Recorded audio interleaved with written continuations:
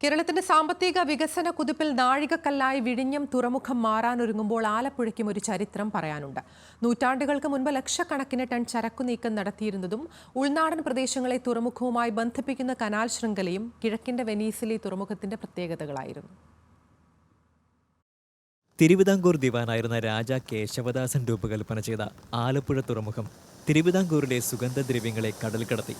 ആലപ്പുഴ നഗരത്തെയും ഇവിടുത്തെ ജനങ്ങളെയും 1991 വരെയും സമ്പന്നമാക്കി നിർത്തിയ ഈ തുറമുഖം കൊച്ചി തുറമുഖത്തിന്റെ വരവോടെ ചരിത്രത്തിന്റെ ഭാഗമായി മാറി.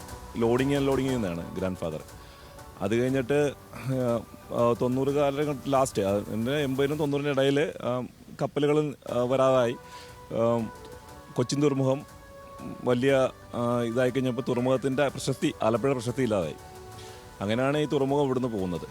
അന്ന് എൻ്റെ ഓർമ്മയിൽ ആ കാലത്ത് ഞാൻ കുഞ്ഞായിരുന്നപ്പോൾ വരുമ്പോൾ ഗ്രാൻഡ് ഫാദറിന് ചെറിയൊരു ഷോപ്പുണ്ട്, ഒരു ബീഡിക്കടയും ചെറിയൊരു മുറുക്കന്തട്ട് കടയും ചായയൊക്കെ വയ്ക്കുന്ന. അന്ന് ആ കടൽപ്പാലത്ത് ജോലി ചെയ്യുന്നവർക്ക് കൊടുക്കുന്ന ഒരു ചെറിയൊരു കടയുണ്ട്. അപ്പോൾ കുഞ്ഞിൽ വരും. അപ്പോൾ ഈ നിറച്ചും ആൾക്കാരും ബഹളവും ഈ അരികോടമെല്ലാം നിറഞ്ഞ് ഭയങ്കര എന്ന് വെച്ചാൽ ഭയങ്കര ആക്റ്റീവായിട്ടുള്ള ഒരു രാപകല്ലാതെ ഭയങ്കര ആക്റ്റീവായിരുന്നു.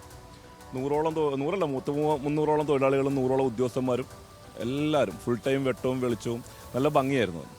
ഇപ്പോൾ ആലപ്പുഴ കടൽ തീരത്ത് ചരിത്രശേഷിപ്പായി അവശേഷിക്കുന്ന 400 മീറ്റർ നീളമുള്ള ഇരുമ്പ് തൂണുകളിൽ കൂടെയാണ് ഇറക്കുമതി കയറ്റുമതി സാധനങ്ങൾ കൈകാര്യം ചെയ്തിരുന്നത്. ചരക്കുകൾ സൂക്ഷിക്കാനായി ഉപയോഗിച്ചിരുന്ന ഗുഡ്സ് ഷെഡുകളും പ്രതാപകാലത്തിന്റെ പ്രൗഢി യാതൊന്നുമില്ലാതെ നിലനിൽക്കുകയാണിപ്പോൾ. ന്യൂസ് മലയാളം, ആലപ്പുഴ.